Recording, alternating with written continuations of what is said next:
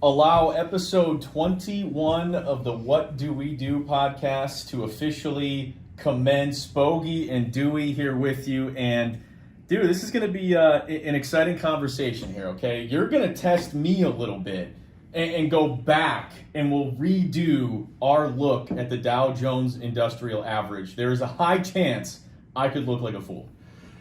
I hope you don't look like a fool, Kyle. I'm just excited to be here. This is episode 21. We're going to talk about the Dow Jones Industrial Average. This is fantastic. It's great to see you. Great to see Sully over there in the control room.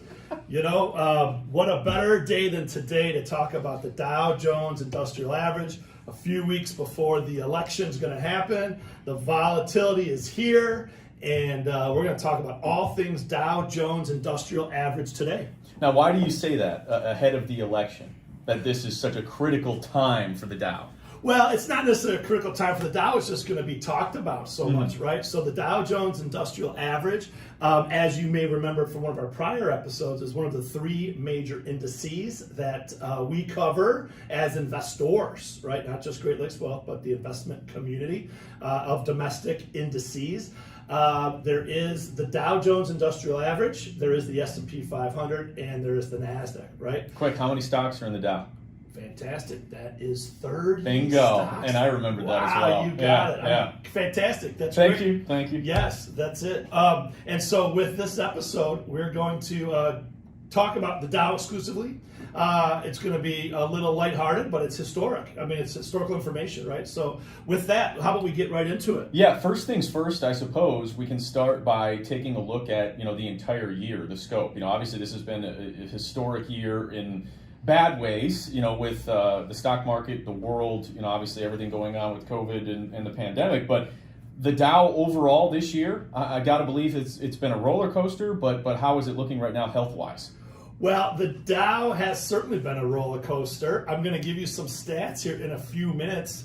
The Dow hit its all-time high back in February of this year, hit an amazing, treacherous low a month later, at the end of March, down to 18,500 from a high of over 29,000, a high of 29,000, down to 18,500, and back to where we are today. Here's my question back to you. As of the close of Monday, October 18th, I'm sorry, let's say again. As of the close of business Monday, October 19th, what is the closing price of the Dow Jones Industrial Average? I have no idea, but I'm hoping you're going to tell us. I'm going to tell you. The Dow closed today at 28,195.42. Okay, 28,195.42. So that's just a reference point of where we are. And so let's start talking about the Dow. Let's get into it now. Okay, Kyle, what do you think? So in I guess the simplest terms, what is the Dow Jones Industrial Average? We can start there, I suppose. Let's start. We're going to go with a definition from Wikipedia. We're going to make sure we're completely trusted by everyone all over the world. No fake news here, pal, okay? The Dow Jones Industrial Average, or simply known as the Dow, is a stock market index that measures the stock performance of 30 large companies listed on stock exchanges in the United States. Familiar? Okay. First calculated on May 26th, 1896. Do the math on those years, right? The index is the second oldest among the U.S. market indices after the Dow Jones Transportation Average, which, again, trivia question, that's the oldest indices in stock market world, is the Dow Jones Transportation Average. The Dow Jones Industrial Average, as well as the Transportation Average, were created by Charles Dow. He was the editor of the Wall Street Journal and co-founder of the Dow Jones and Company, and named after him and his business associate, statistician Edward Jones. Very so that's where they got the name. That's where they got it, right? Dow Jones. The word industrial in the name of the index no longer reflects its composition. Back then, again, industrial was the revolution, if you're familiar with that, industrial revolution. So industrial is still part of the name, Dow Jones Industrial Average, but we certainly have more sectors in there than just the industrial. With that, the Dow Jones Index is currently maintained by S&P Dow Jones Indices, and its components are selected by committee. I'm going to let you know the 30 names in the Dow Jones Industrial Average currently, okay? And I'm going to go in alphabetical order. Okay, and if I'm remembering correctly here, this is the elite. This is the exclusive club, correct? In the stock market world, this is the Pebble Beach, if you will, that you need to pay a lot of money to join. Augusta, to make another golf reference, I suppose. Some say these are the big dogs. Okay, not to be confused with the dogs of the Dow, which is a sidebar episode for another day, the dogs of the Dow, just so you know, but these are known as the big dogs. Absolutely. And so we're going to go through their names alphabetically, and I know our podcast listeners, as well as you, Kyle, will know almost, if not all, these names, and then we'll go from there, okay? Sounds like a plan. Okay, great. We've got 3M, okay, the number 3 and then M, or MMM, and we'll talk about that in a second, but American Express, Amgen, Apple, Boeing, Caterpillar, Chevron, Cisco Systems, Coca-Cola, Disney, Dow, Goldman Sachs, Home Depot, Honeywell, IBM, Intel, Johnson & Johnson, JP Morgan Chase, McDonald's, Merck, Microsoft, Nike, Procter & Gamble, Salesforce, Travelers, United Health, Visa, Walgreens, and what's the last one? Starts with a W. Huge company, retailing. Podcast listeners, are you listening, paying attention? What's the last component of the Dow we didn't mention? Starts with a W. Wikipedia. So not close. Walmart. Have you heard of Walmart? Sully in the control room's yelling, Walmart, banging on the glass. Walmart. Hold up a sign next time. Walmart. Come on now. Help me out. Those names you're familiar with, right? Okay. The big dogs. Yeah, the big dogs. You probably heard of almost all of them, if not all of them. Fair enough? Yeah, 100%. Yeah. Okay. Well, a little trivia question here, and we'll have a few of these throughout the podcast. Oh, okay. 3M. This is again just don't worry about it. I'm not going to catch you on the spot. 3M, MMM, actually used to be known as its name. Do you know the proper original name of 3M? I don't. I know that they sponsor a golf tournament in Minnesota every year. That's about the extent I know about 3M. But well, go ahead. I appreciate your ability to deduct because the first is Minnesota. Okay, there's two more, let's say M's. 3M, Minnesota. Money? Not close. Keep going. Minerals. Okay, tell you. Oh, so close. Mining. Minnesota, okay. Mining, and blank. Minnesota, mining, and blank. Municipal. All right, you're not going to find this one. It's manufacturing. Okay, there you go. Minnesota, mining, and manufacturing. How's that sound? Pretty awesome, right? 0 for 3. Well, tough start. I think you kind of got the first couple. But anyway, it's actually the oldest component in the Dow currently, added in 1976, August 9th, 1976. Okay, so it's the longest running component of the Dow Jones Industrial Average. And as of August 31st this year, the components of the Dow Jones Industrial Average have changed 55 times since 1896, okay? I'm going to go to a question from our archives. Sully, can you get the archive list out, please? Okay, great. Thanks so much. We went back to episode 14, and we looked at the August 31st Dow restructuring. So I'm going to ask you right now, I'll give you the number 3. There were 3 stocks that were added and 3 stocks that were removed.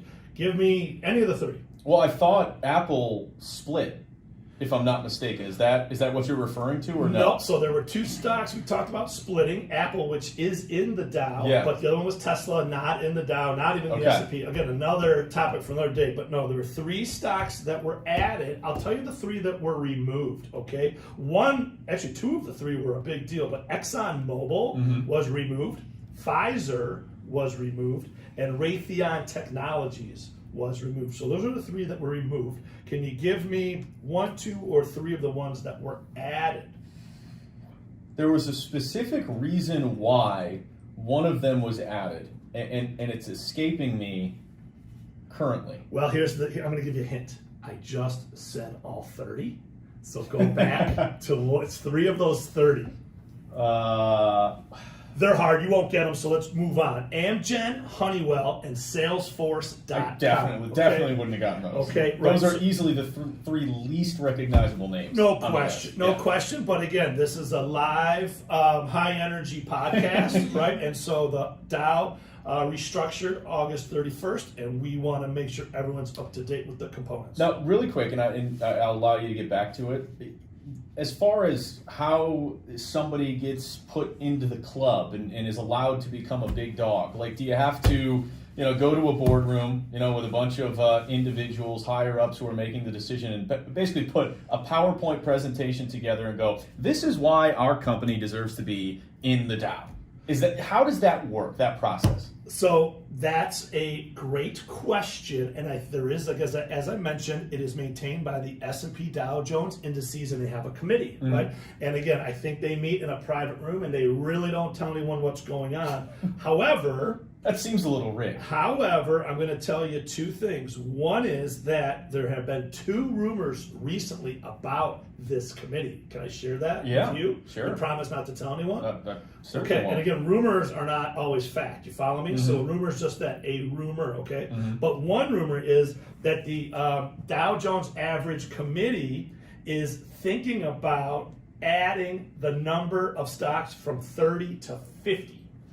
What do you think about that? Why would they do that? Well, because, great question, we talked about this on the prior podcast, that the Dow Jones Industrial Average, even though, as you said, it's the big dogs, right? It's known as the Pebble Beach, if you will. The elite of the elite. The elite of the elite. Well, it also is not really a true representation of the cross-reference of private, or I should say public business today, right? So the S&P 500 is more recognized as a cross-reference of Americana, economic-wise, right? Industry-wise. Follow me? Sure. So some have said, the Dow's outdated in that regard. The Dow gets all of its love and luster because of the number, 28,000, almost at 30,000. That sheer number gives the headlines. When it drops 400 points, 2,000 points, etc. So there is some that say that the Dow Jones Industrial Average is a little bit outdated in terms of its components. So rumor number one, that they've talked about adding it from 30 to 50, and my sources tell me, Bogey, that so far the committee has rejected those efforts to change, and having failed to come up with a reason why it's necessary. Nevertheless, my contacts also tell me such moves are possible in the future if the committee deems it useful. I just can't stop thinking about the people in that boardroom who are on this committee that are making the decisions and reviewing everything. No, I don't think so. You're not worthy. Maybe come back later, 5 years, make another presentation. We'll have another conversation about it. Well, again, there you go. And the second thing that makes the Dow Jones Industrial Average different than, let's say, the S&P 500 is that the S&P 500 is what's the right word I'm looking for? The S&P 500 is weighted by market cap, okay? Whereas the Dow is weighted by price. It's a price-weighted index. So some say that investors don't like the price-weighted calculation, and that the market cap measurement is much more, real day to day, right? Sure. So with that, the second rumor that is out there is that the Dow Jones Industrial Average Committee is talking about moving it from a price-weighted index to a market cap index. Again, it affects with stock splits like Apple. It does affect the calculation methodology. So absolutely something that might take them from prior day until today, if you follow me. Let me see if I am following you correctly. This is my interpretation of why they would move from 30 to 50. Is that essentially to just strengthen the overall,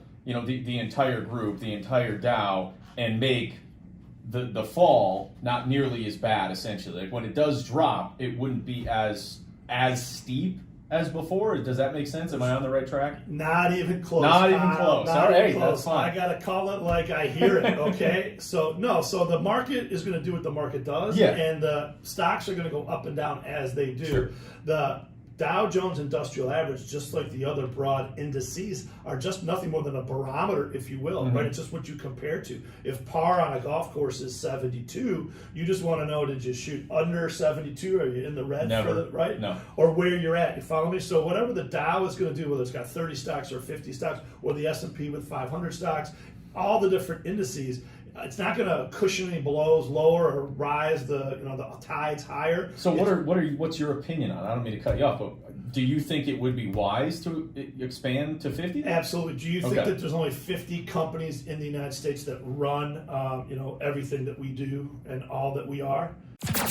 Hey guys, it's Bogey. I want to take a second to talk to you about Dewey Steffen and his excellent team at Great Lakes Wealth. Look, do you feel overwhelmed with managing your assets in today's financial world? I mean, think about the times that we're in here in 2020. Do you want financial freedom? Great Lakes Wealth offers Wall Street solutions with Main Street values. They sit down with you to develop custom financial solutions utilizing all of your assets, even your 401k. We build the future you want based on your goals and your dreams. That is what Great Lakes Wealth is all about. Thinking about you, thinking about your family, and thinking about your future. Simply go to greatlakeswealth.us to schedule an appointment today. They offer better investments, better service, and a fee-back guarantee. Okay, a fee-back guarantee. Your road to financial freedom starts at greatlakeswealth.us. Please visit greatlakeswealth.us or simply give Great Lakes Wealth a call today. No, it's tons. Hundreds. Yeah. Right? The S&P 500 is more, of a crossroad. It's 500 companies that have some sort of involvement in that. Does that make some sense? Yeah, for sure. Okay, so 30 companies, again, maybe in 1896 or whenever it was. That was big, yeah. 30 companies. Yeah. Well, now there's 500. We haven't even talked much about the Russell 2000, right? That's another index of smaller companies, and there's 2,000 that make up that index. So, again, we can go on and on, but the rumors are they may go from 30 to 50, but again, just a rumor, and that they also may switch from a price-weighted index to a market cap index. Again, we won't get into weeds as to why that is. That's not, for today's podcast, but exciting stuff nonetheless. The total market cap as of December 2019, the total market cap, if you add up all 30 stocks in the Dow Jones Industrial Average, again, counting those three that are now out, total market cap was $8.33 trillion, okay? And with some of the movements this year, I would argue that that market cap might even be higher with a few of those large stocks like Apple, moving to the atmosphere, if you will. Incredible. Yeah, right? So that's kind of it. I can go into some other statistics about the Dow, unless you have any other questions or comments or anything that you've come up with. Yeah, I mean, I guess for somebody like me, somebody who is just starting to maybe pay attention, you turn on CNBC, in the morning at 8 a.m. or whatever, and you're looking at the numbers, you're looking at what the outlook is when the market opens at, say, at 9:30. What is the biggest purpose, I suppose, for the Dow? What should you be paying attention to when it comes to the Dow? Well, I think it's just if you're watching the markets or paying attention, and again, is it up or down? That would tell you, again, the cross-reference of those 30 stocks. Does that mean that there's pressure out there on the markets in general? If you go back to March of this year, when, again, the Dow went from 29,000 down to 18,500, people were panicked. I even went on a local news station to explain how the Dow dropped 2,000 points. Fox 2, correct? That was actually a different episode. I was on WXYZ Channel 7. Fantastic. Yes, right, yeah. Fantastic. So anyhow, right, so in the morning when you're looking, you shouldn't be looking. You should be doing something else more productive in your day. But if you are looking, again, the index is nothing more than just a moment in time, an indicator of where those 30 stocks as a composite group may be headed. But that's just a moment in time, right? And as we always say, you invest for the long term. You must see the forest through the trees. Fair enough? Absolutely. Okay, so I'm going to talk a little bit of history with the Dow Jones. It'll be a little fun as well. So again, the Dow Jones was founded May 26th of 1896, but the Dow Jones Transportation Average was 14 years earlier in 1855. The Dow Jones was founded with 12 industrial stocks. Now how many do we have, Kyle? Industrial stocks? Let's say the whole index. How many stocks are in the index? We've said it 30. already. Yeah. Right, 30. Started with 12. Okay. Potentially 50 if that committee gets Yeah, off their listen, butt now all of a and sudden, allows them in, you know? We've said it several times. Now people are going to spread the word. This rumor is going to get legs. Are you kidding me right now? We should put out a poll Okay, people are and going to ask, say, I you know, heard. do you think that it should go to 50 or should it stay at 30 and have that elite status? People are going to whisper, did you hear they're going to 50? What Do We Do podcast said 50. Okay, we got to keep it. Again, that was just a rumor that is out there, and you can find that on this thing Not called confirming nor the denying. internets. You can find it on the internets, okay? Anyway, so the Dow Jones started with 12 stocks. It expanded to 20 stocks in 1916 and 30 stocks in 1928. Wow, Right? so it's been a really long time since they actually expanded. Almost 100 years. For sure, right? And so again, maybe 50 is simple, maybe 100's more. I mean, the S&P is 500. They can go to the Dow 250 if they wanted to. Yeah, I mean, this isn't my area of expertise, but almost 100 years without expanding, doesn't it? It might be time to actually add some more to the Dow, no? Well, again, I would just say maybe to be more relevant, perhaps. Sure. But again, we'll leave it to the committee there at the Dow Jones S&P service, right? Can't wait to hear what they say. So I'm going to give you some other statistics. Okay, the Dow started at a unit of 1, right? And then the first time it closed over 100. And I actually take that back. The Dow closed on May 26, 1896, with those 12 industrial companies, and opened at a price of 40.94. Okay. So the first number for the Dow Jones Industrial Average ever was 40.94. Cool? Mm-hmm. Okay. And then the first time it went over 100 was January 12th, 1906. The Dow closed at 100.25.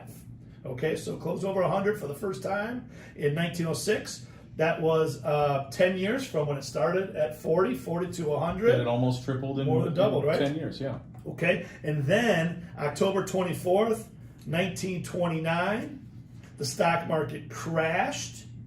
Okay, and guess what? Once it crashed in 1929, it lost 90% of its value. And the high in 1929 was 381 points before the crash. Okay? Mm-hmm. It took 25 years for the Dow to regain what it lost in 1929. Okay? March 12th, 1956, the Dow closes at 500 for the first time. So you had, again, the 1900 to 1929, and then a crash from 1929, 1932, back down to 1956. Yeah, and that makes sense. Back World to War 500. I, Great Depression, into World War II, finally coming back mid-50s, things are getting better, families are together, they're having dinner at the table every night, things settled in. Yeah, we called it the Nifty 50s. The Nifty 50s. Actually, we didn't. I didn't. I wasn't. I was going to say, what was it like? Yeah, Wait, yeah. you weren't around either. Yeah, sorry, no. And then the first time that the Dow closed over 1,000, so we went from 500 in 1956. Uh-huh. The first time it closed over 1,000, when do you think that was, Kyle? Let's see, 500, 1956, Yeah. Probably 1970. Oh, so close. Good job. 1972, the Dow closed at 1,003. And then it kept going up and up and up and up. We had a little flash crash in 1987. However, in 1995, the Dow closed at 5,000 for the first time. Okay, the Dow closed at 5,023, spot 55, and that was November 21st of 1995. Okay. That was just the beginning of this thing called the internet run of the late 90s, okay? And the first time the Dow closed at 10,000, okay, 5,000 was 1995. The Dow closed at 10,006, spot 78. Do you know what year that was? It had to be before the crash of 2008, so probably 2005. I was nodding because I thought you were going to say the crash of Well, no, 2000. 9/11 would have been one too. Yeah, And, 1999. And Y2K, yeah. That's a good Okay, one. March 29th, 1999. The Dow closed at 10,006 and some change. That's insane growth in a 4-year period, though. Yes. Doubled Thanks. in 4 years, 96 to 2000. We have this word we use called parabolic. Have you heard of this? Oh, yes. Some say the markets went parabolic. Okay, so it was. And again, this is part of, sometimes, when things are too good to be true? Perhaps they are, right? A fool and his and her money are soon parted, right? Sure. So those are where these cliches come in. July 2007, we're going to fast forward through the first crash and the recovery. Well, July 2007, the Dow closed at 14,000 for the first time, okay?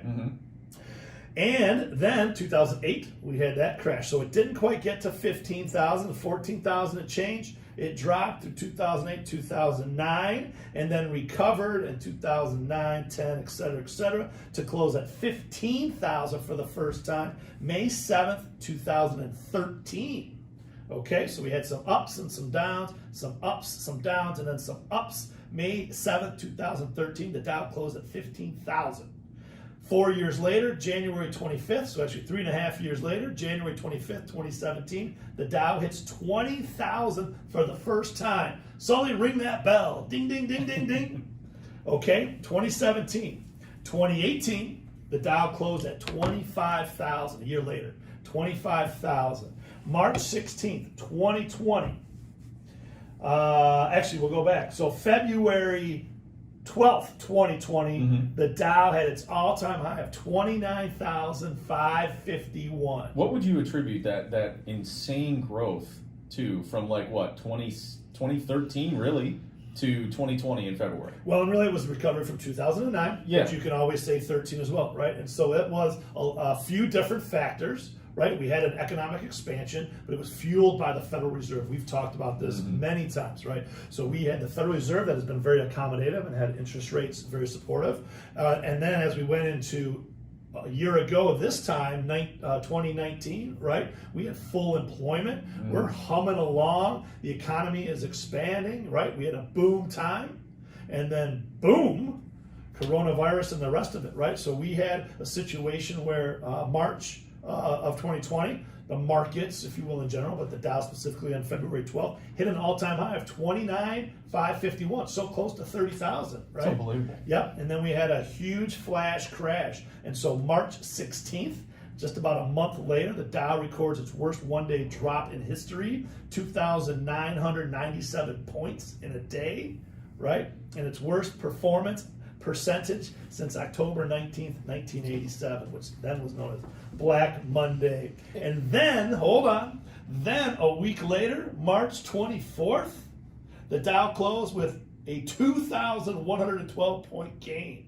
That was the biggest one-day point gain in history. I remember both of those days. Okay. The big drop and certainly the big rebound. What was the lowest it actually got to throughout the pandemic? So March 23rd, so the day, right, March 23rd is known as the bottom. The Dow went to 18,500, right? And then again, people, what we say were, what's the word, what's that word that they, everyone, I can't remember the word, so we have to edit it out. Anyway, on March 23rd, everyone kind of threw in the towel, if you will. Sure. The market finished down to 18,500, and then the very next day, for whatever reason, that's when the recovery started, and it was a violent start with the Dow up 2,000 and change that day, 2,112 points. So is there anything else you want to make sure that you point out? I certainly want to look ahead over the next couple of weeks here as the election is approaching, what the Dow Jones could potentially look like in that. But is there anything else that you want to make sure we get to? I'm going to give you a few quick things absolutely that everyone should think about or understand, okay? With the Dow, we have the Dow Jones Industrial Average, we have some stocks in the last 12 months that have done exceptionally well. So just like the 30 stocks I talked about earlier, some of them are up, some of them are down, right? If they're not doing well, maybe they get removed. But in the last 12 months, I'm going to give you the top 5 and the bottom 5. And I'm also going to talk about another important component of the Dow stocks right after that. So the top 5 performers in the Dow, Apple up 100% in the last 12 months. So this is basically October to October, okay? Yeah. The number 2 is the newest addition, Salesforce.com, is up 81% in the last 12 months, okay? Number 3 is Microsoft, up 56% in the last 12 months. And United Health is up 47% in the last 12 months. And Nike, have you heard of Nike? Yeah. The swoosh. A little familiar. I love the name because just do it. Booyah. They should change it to Booyah. Okay, anyway, Nike is there up 41.6%, okay? Okay. Not too shabby. Could have bought those 5 stocks, had a heck of a last year. Fair enough? Not bad at all. Okay, the bottom 5 are as follows. JP Morgan Chase, down 10% over the last 12 months, okay? Cisco Systems, that's a tech stock, down 14.9% the last 12 months. Walgreens, have you heard of Walgreens? Mm-hmm. Okay, down 30.2%. Chevron, have you heard of Chevron? Oh, yeah. What kind of business are they in? Oil, right? Oil, you got it. Energy, yep. Down 35%. And the big loser, which may be a huge opportunity down the road, but they definitely have a lot of issues right now. I'm going to say, Kyle, what do you think the loser of the last 12 months inside the Dow, the worst return, which company is it? I don't even know if I can come up with a good guess. If I gave you the ticker symbol BA, if I told you their ticker symbol was BA, would that help you? I wish it would. That's why I told you, because I knew it would be a challenge. I have no idea. How about, it's in the aerospace industry. They do planes. Any idea? Oh, Boeing. Boeing, you got it, yeah. absolutely right. So Boeing's had a tough, several years, obviously, all going on. But they had the issue with the planes even before the travel issue, started this past year. Absolutely, with the design of their newest, they had a whole fleet of planes that they couldn't even use. Yeah. For sure. So in the last 12 months, it's down 55%, right? So again, in investing, sometimes you want to buy low and hope to sell high. Other strategies are to buy high and sell higher, right? The momentum. So again, different approaches, but you have 5 stocks that have done exceptionally well the last 12 months, and 5 that haven't done quite as well. And then there's a bunch in the middle. The other thing about the Dow, if I can talk about it again, these are the elite stocks, as you said. The majority of them pay dividends. So when a company is evolved and when a company has become, successful to the point where growth starts to not be as much of an option as it used to be, these stocks end up paying out dividends, okay? And so inside the Dow, the largest dividend is paid by Chevron. So Chevron pays a 7.25% dividend based upon the current price of the stock. So when the stock's down, the dividend becomes a higher percentage. But so Chevron pays 7.25% interest, so you could buy that stock and at least get a dividend while you wait for a recovery, if that's the case. The second one is a company inside of there called the Dow, right? The company Dow pays 5.7% interest on its stock, and the third highest is IBM. IBM pays 5.1% interest. So besides, do the stocks go up and down, this and that, they can pay a dividend, which can help the cause as well. Does that make some sense? Sure. Right. The number 1 and number 2 performers in the last 12 months, however, did not pay a dividend at all. That's our friends Apple and Salesforce.com. So there is, again, growth stocks versus these value and dividend paying stocks. Fair enough? Absolutely. Okay. And then the last thing that I'm going to leave you with is, I know that you've been thinking about this the entire episode, Bogey. I know what it is. Dewey, how can I buy the Dow? How do I buy it? Is that what you were thinking? I can't afford the Dow. Like, if I wanted to buy the Dow, what do I do? Do I call up Mr. Dow, Mr. Jones, or their grandkids? Call up that committee that's trying to decide whether or not they're going to expand to 50. Right. Yeah. Right. So again, they wouldn't take my call. For anyone listening to the podcast, at the end of the podcast, we have a disclosure, and it says you cannot buy the indices. You cannot buy the indices. You cannot buy the indices. Right. It's an index. Yeah. Right. And that's true. You can't. So there are 2 ways that you can kind of get exposure if you wanted to buy the Dow Jones Industrial Average, okay? The first is pretty simple. It would be what? Let's say there's 2 or 3 options. What would be one of the options if you want to get involved with all the stocks in the Dow Jones Industrial Average and buy them? I don't know. Yes, you do. Just like I said, you would just buy them. Go ahead and just buy 30 stocks, right? Call just your financial. One of each. One share of each. 1 share of each. 1% of each, whatever you want to do. Right? Okay. You can go ahead and you can build your own index. Fair enough? Yeah. Okay, and there are some firms now like Fidelity and Schwab that'll let you buy partial shares. Do people do that? Buy partial shares? No, buy literally one of, or a piece of all 30. Oh, I'm sure. In the Dow. I'm sure. I mean, if you're a big enough investor, why not buy 100 of each? And then why not buy 1,000? Well, and then all you have to do is monitor the Dow every single day, and you'll kind of have an understanding. Well, again, you would hire a professional. Of course, again, it's more complicated than that. But again, just for this episode, Yeah. if you wanted to get exposure to all 30 of these stocks in the same percentage that they are in the price weighted index. How would you do it? One is you could just buy all 30 stocks. Sure. Fair enough? Mm-hmm. Okay. Another way is this thing called ETFs. Okay, an exchange We've talked traded about fund. this. We've talked about it briefly. So there are several ETFs out there that are meant to mimic or have the same percentage of each stock that is inside the Dow. So you can seek out an ETF and efficiently buy all 30. So you just have one purchase, and inside of that ETF would have all 30 stocks. Does that make sense? Okay, yeah. Okay, great. And then the other option would be you can go and get mutual funds and have a manager who he or she is actually either mirroring the index. Vanguard is very well known for these, and then other types of mutual funds that are trying to beat the index by, buying a little bit extra of this one, a little bit less of that one, if you're following there. So they're not truly mirroring the index, they're trying to beat the index. So the three ways, again, just buy the stocks yourself. Number two, buy an ETF, or again, buy mutual funds. Those are three ways to get exposure to these things called the Dow Jones Industrial Average. And as always, if you want more information, you can certainly visit greatlakeswealth.us. So I guess my final question, unless there's anything else that you want to get to here, is we are just a couple of weeks away from the actual, election, and we've talked about volatility. We talk about what to look for. So I guess over these next couple of weeks, and then of course after the election, what are some things to be paying attention to as it pertains to the Dow? There's a gentleman out there, Sir John Templeton.